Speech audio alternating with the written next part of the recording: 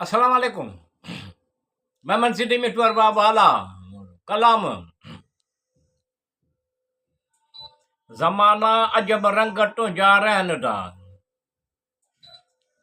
दाना दीवाना दंग तो जा चखन दा। ज़माना अजब रंग तो जा रहन दा, दाना दीवाना दंग तो जा चखन दा।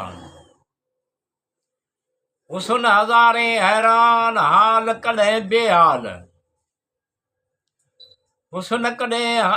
हुस्न हज़ारे हैरान हाल कॾहिं बेहाल। नीह कया निर्वार कॾहिं निंढाल ढंग तो जा रहन दा। ज़माना अजब रंग तो जा रहन दा, दाना दीवाना दंग तो जा चखन दा। किथे सच मकर फ़रेब कॾहिं कूड़ कमाल, किथे सच किथे मकर फ़रेब कॾहिं कूड़ कमाल। साज़ आवाज़ सुरीला कॾहिं बेसुरा अखर अंग तो जा चवन दा।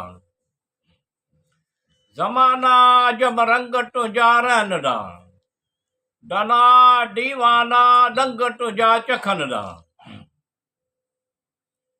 किथे माया घणी किथे मासो नाहे माल, किथे माया घणी किथे मासो नाहे माल। बंगुला माड़ियूं कंहिंखे अजा नाहे उमग तो जा मंगन रहन दा। ज़माना अजब रंग तो जा रहन दा, दाना दीवाना दंग तो जा चखन दा। कंहिंखे जोड़ा जोड़ा कंहिंखे पुट नाहे पाल, कंहिंखे जोड़ा जोड़ा कंहिंखे पुट नाहे पाल। अण सिकायलनि जूं सिकूं लाही किथे कनि पिया सुवाल संग तुंहिंजा सुझनि दा। ज़माना अजब रंग तुंहिंजा रहन दा, हुस्न हज़ारे हैरान हाल कॾहिं बेहाल। ज़माना अजब रंग तुंहिंजा रहन दा, दाना दीवाना दंग तुंहिंजा चखन दा। किथे ख़ुशबू अटर मुश्क नाहे को बि मलाल, किथे ख़ुशबू ऐं अटर मुश्क नाहे को बि मलाल। किथे नाख़ुश बुए कॾहिं शेंग तुंहिंजा छलन दा। ज़माना अजब रंग तुंहिंजा रहन दा, हुस्न हज़ारे हैरान हाल कॾहिं बेहाल। दाना दीवाना दंग तुंहिंजा चखन दा।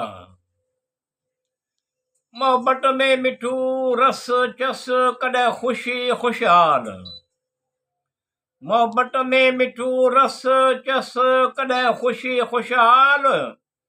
ज़माने में ताक़तवर ज़ईफ़ कमज़ोर किंग तुंहिंजा रहन दा।